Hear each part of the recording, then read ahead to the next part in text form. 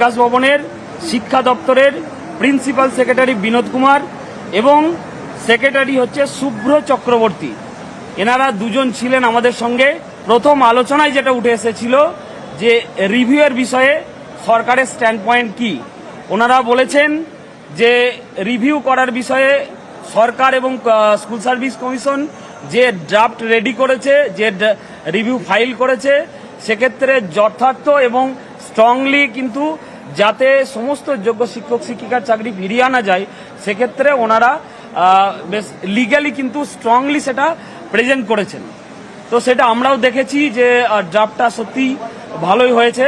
দ্বিতীয় যেটা হচ্ছে যে নোটিফিকেশনের একটা আমরা বিভিন্ন নিউজ মিডিয়া মারফত দেখছিলাম যে নোটিফিকেশন পাবলিশ হবে, সেক্ষেত্রে 31শে মের মধ্যে পাবলিশ করতে হবে। সুপ্রিম কোর্টের যে MA ফাইলের যে জাজমেন্ট এসেছিল সেক্ষেত্রে একটা ডেট উল্লেখ করা আছে। সেই বিষয়টা আমরা যখন জানতে চাই তখন ওনারা বলেন যে সুপ্রিম কোর্টের অর্ডারের উপর দিয়ে কেউ নেই, সুপ্রিম কোর্টের অর্ডার রাজ্য সরকার মানতে বাধ্য, এরকম ওনাদের বক্তব্য। তো আমরা বলি যে আপনারা তো নোটিফিকেশন না দিয়ে কোনো একটা MA ফাইল করে যে রাজ্য সরকার রিভিউ ফাইল করেছে, রিভিউ ফাইলের রেজাল্টটা যতক্ষণ না আসছে ততক্ষণ পর্যন্ত যাতে নোটিফিকেশন না দিয়ে একটা মানে রিভিউটাকে অ্যাকসেপ্ট করানোর উদ্যোগ নেওয়া যায়, সেই ব্যবস্থা আপনারা করুন। নোটিফিকেশনের ব্যাপারে বললেন যে যেহেতু আইন যারা মানে আইনজ্ঞ যারা আছেন তাদের সঙ্গে বিষয়টা আলোচনা হচ্ছে, নোটিফিকেশন কবে পাবলিশ হবে, সেক্ষেত্রে কি বিষয় থাকবে এরকম কিছু জানাননি। তবে আমাদের পক্ষ থেকে আমরা অবশ্যই বলেছি যে আমরা যোগ্যতা নিরিখে চাকরি পেয়েছি, আমরা কোনোভাবেই পরীক্ষায় বসতে চাই না। আমাদের শারীরিক কন্ডিশন, মানসিক কন্ডিশন এখন পরীক্ষা দেওয়ার মতো নয়। যে একটা চাকরির জন্য আমরা যোগ্যতার পরীক্ষা দিয়েছি আমরা কোনোভাবেই দেব না।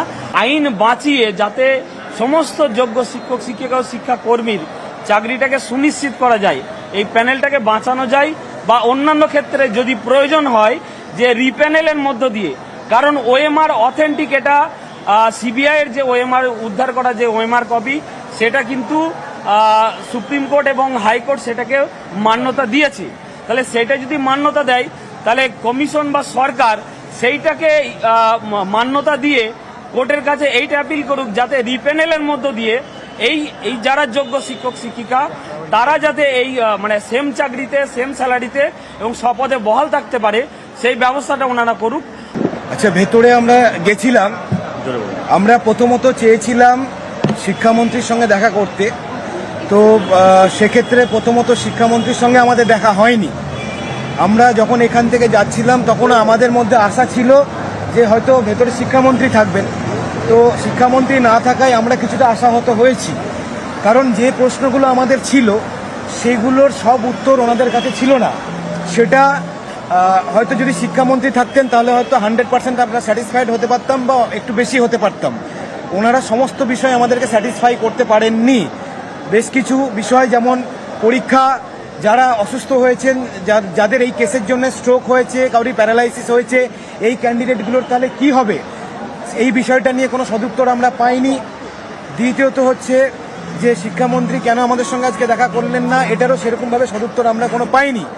আমরা ওনাকেও জানিয়ে এসেছি যে আমরা শিক্ষামন্ত্রীর সঙ্গে দেখা করতে চাই, কারণ আমাদের এমন কিছু প্রশ্ন আছে যেগুলোর উত্তর শুধুমাত্র শিক্ষামন্ত্রী বা মুখ্যমন্ত্রী দিতে পারবেন, অন্য কারোর পক্ষে দেওয়া সম্ভব নয়। আচ্ছা, তাই আজকে যে মিটিংটা হয়েছে সেটা কিছুটা প্রশ্নের উত্তর আমরা পেয়েছি বটে, কিন্তু আমাদের অনেক প্রশ্নের উত্তরই আমাদের না জানা থেকে গেছে। এই জায়গাটা আমাদেরকে একটু ভাবাচ্ছে।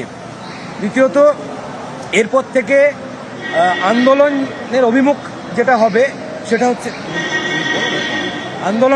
যেটা হবে সেটা শুধুমাত্র আর পশ্চিমবঙ্গমুখী হবে না, দিল্লিমুখীও হবে, এবং আন্দোলনের রূপরেখা আমাদের পরিবর্তন হচ্ছে।